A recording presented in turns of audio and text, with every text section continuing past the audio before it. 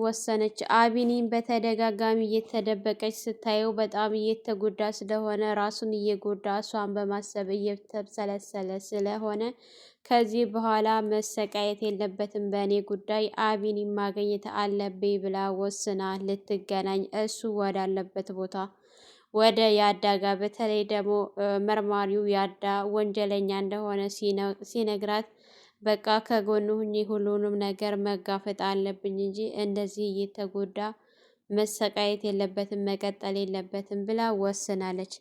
እድል ኢዛናን ለማስገደል ደፋ ቀና እያለች፣ ነገር ግን ኢዛና ደግሞ እሷን በድጋሚ ሊያስገድላት ፈልጓል።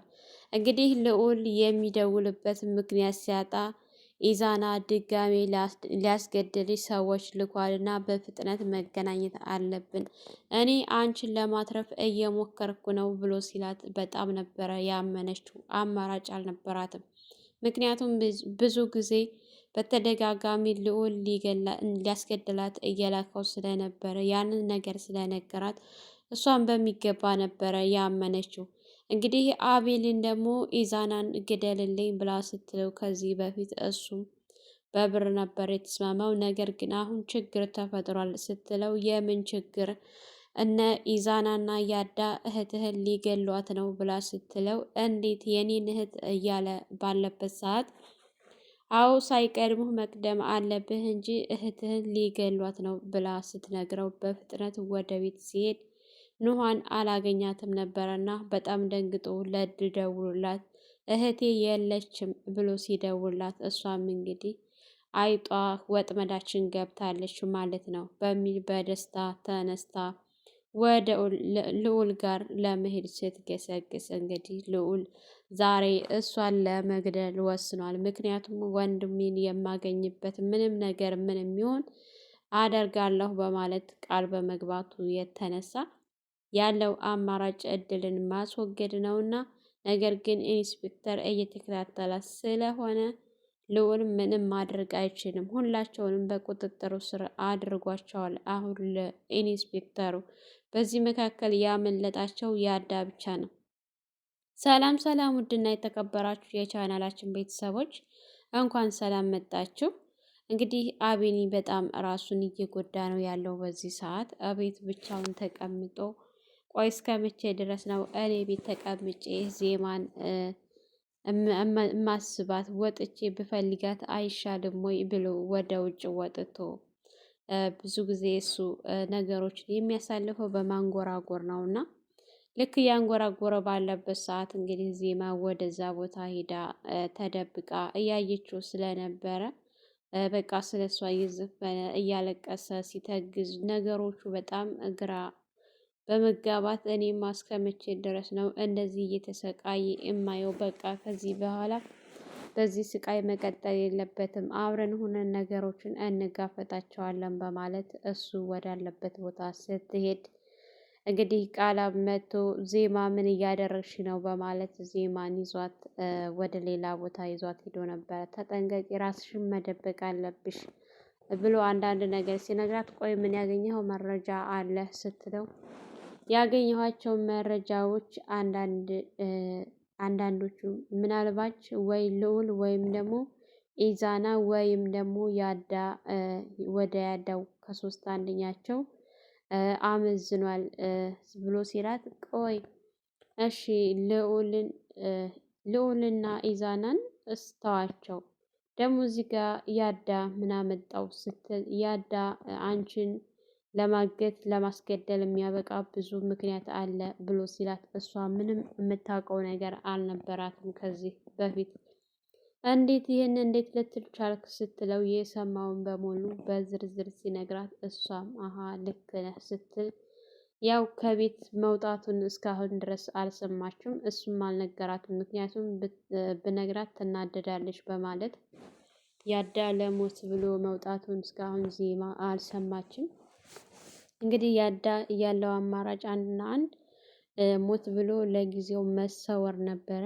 ያ ነገር ደግሞ መረጃዎቹ በሙሉ እሱ ወንጀለኛ እንደሆነ የሚያረጋግጥላቸው ነገር ነው ማለት ነው።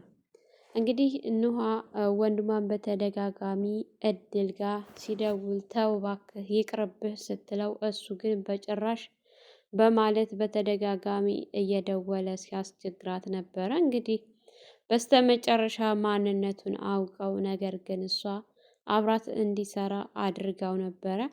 ባገኘችው አጋጣሚ ራሷን ከወጥመድ ለማውጣት እያሽከረከረችው ትገኛለች። እሱም ገና ለገናው ገንዘብ አገኛለሁ በማለት እሷ የነገረችውን በሙሉ እየታዘዛት ይገኛል ማለት ነው። እንግዲህ ልዑል መንገድ ላይ እየሄደ ባለበት ሰዓት ኢዛና ጠብቆት፣ ቆይ ጎበዙ ምን እየሰራህ ነው? እኔ የምልህ አድርግ ያልኩህን ነገር ብታደርግ አይሻልህም? አንተ ችላ ባልክ ሰዓት እኮ የወንድምህ ሞት እየተቃረበ ነው።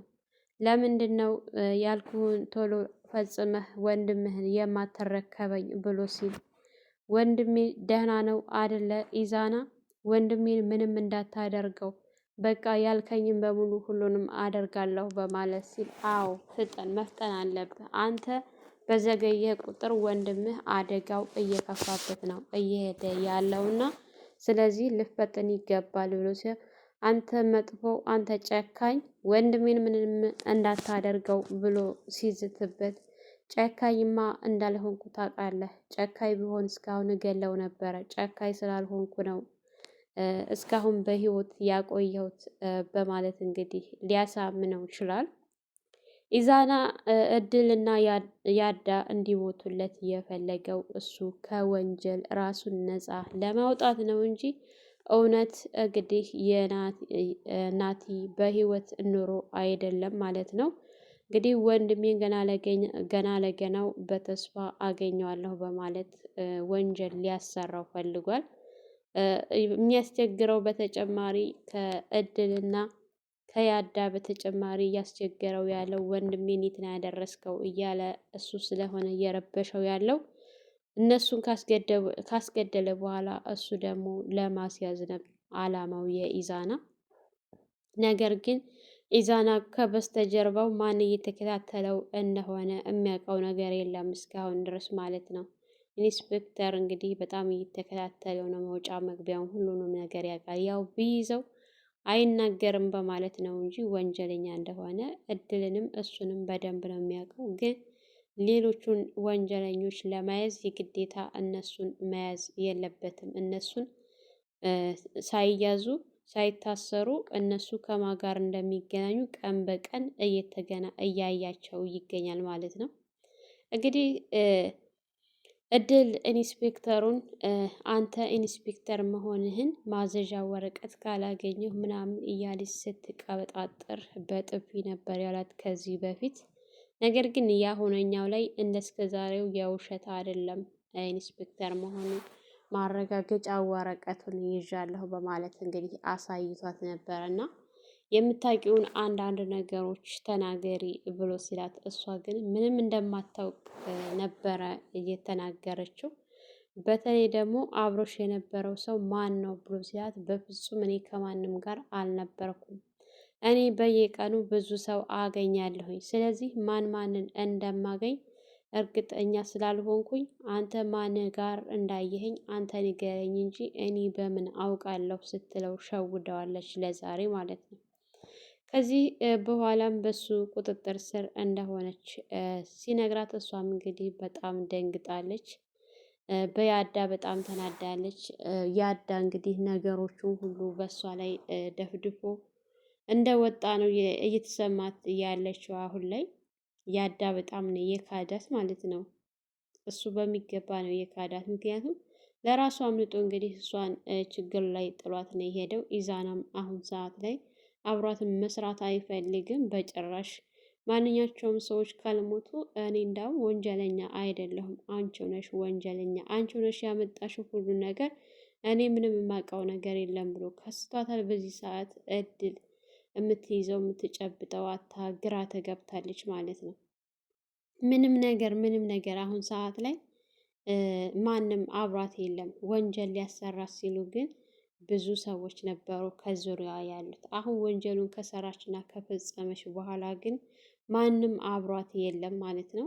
ብቻዋን ቀርታለች። አንድ አቤልን ገና ለገናው እህትህን ሊገሏት ነው፣ እህትህን እንዲህ ሊያደርጓት ነው እያለች እያስፈራራች ያለችው አንድ እሱን ነው። እሱም ደግሞ እንግዲህ የእውነት መስሎት ገና ለገናው እህቴን የሆነ ነገር ውስጥ ትገባለች በማለት ነገሮቹ አስደንግጠውት እየተከታተለ ይገኛል።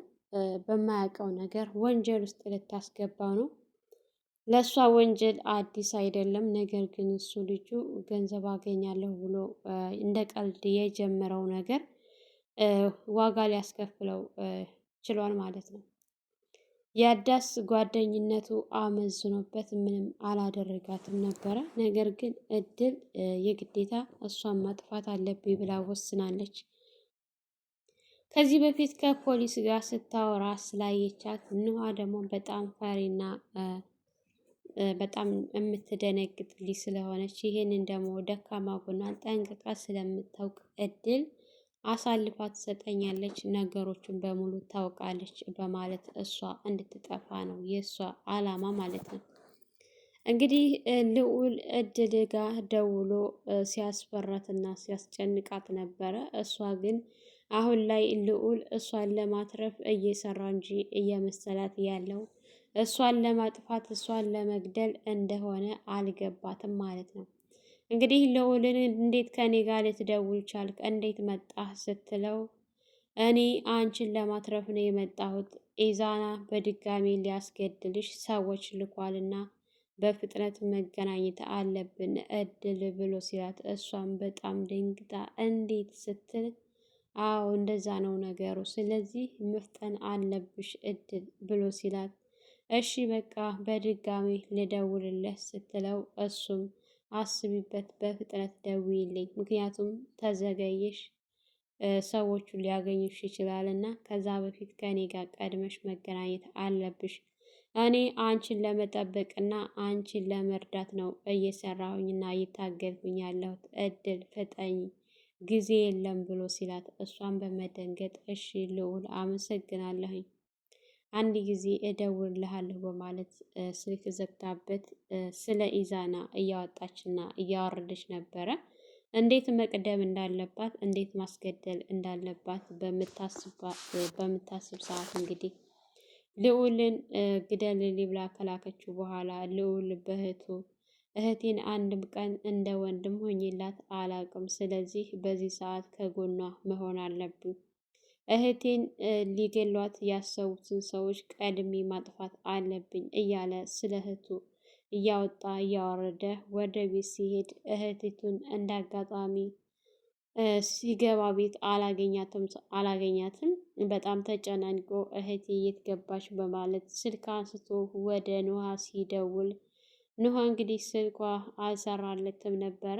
ኑሃ ስልኳ ሳይሰራለት ሲቀር በጣም ተደናግጦ ያለው አማራጭ ስልኩን አንስቶ ወደ እድል ጋር ነበረ የደወለው።